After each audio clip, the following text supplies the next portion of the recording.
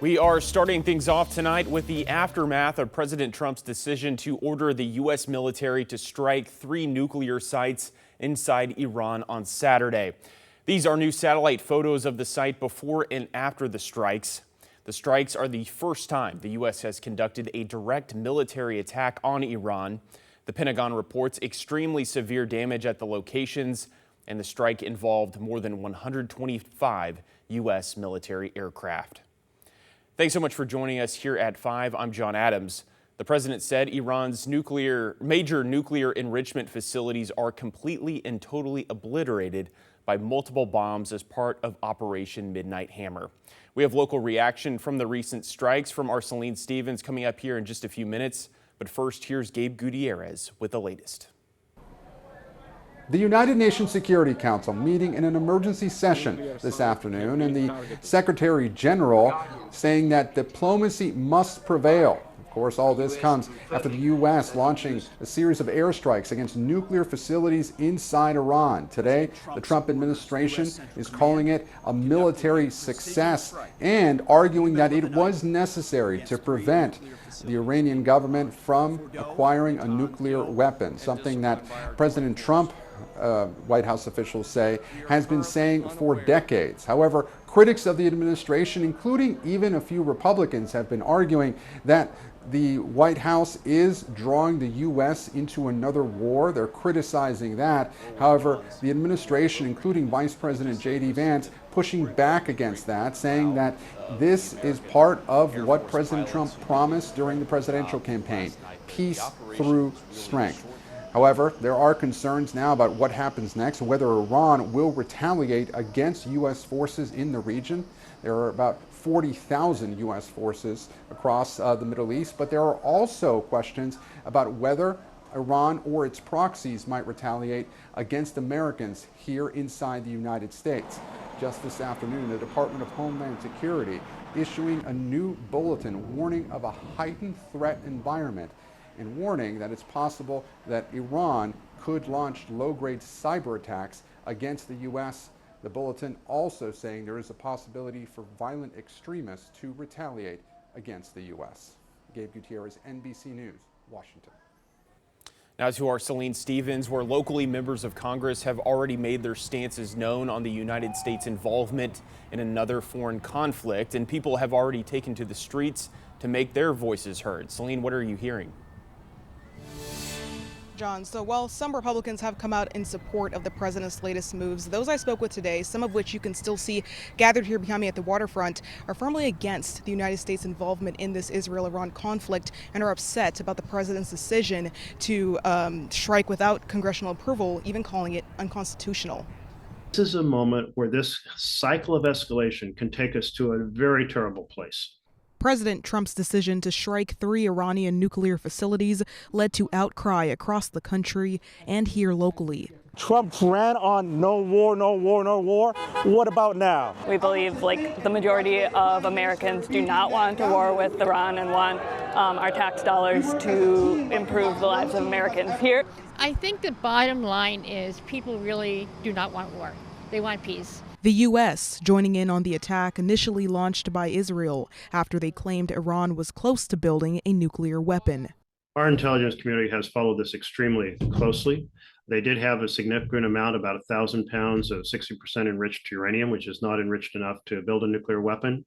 Senator Jeff Merkley, a senior member of the Senate Foreign Relations Committee, warning while it's easy to get into war, it's very hard to get out. And in addition, Israel had already said that it had done so much damage that it had set back the program in Iran for 2 to 3 years. So there was no urgency to act. Iran vowed retaliation, but President Trump warned against that Saturday. There will be either peace or there will be tragedy for Iran far greater than we have witnessed over the last 8 days. Local Republicans like Congressman Cliff Bentz wrote in a statement he supports the president's decision, also stating this is likely not the end of this crisis. People against the U.S.'s involvement came out in Portland, Hillsborough, and Beaverton to protest. To declare a war and to bomb Iran right now is, opening a can of worms that I think we're going to regret. Protesters left angered, calling the president's move unconstitutional. I totally respect the president's position in the Constitution as far as what the president's executive powers are. I have absolutely no respect for Donald J. Trump. Overall, the main message I got from protesters is that they want no war and no U.S. involvement in this conflict. John?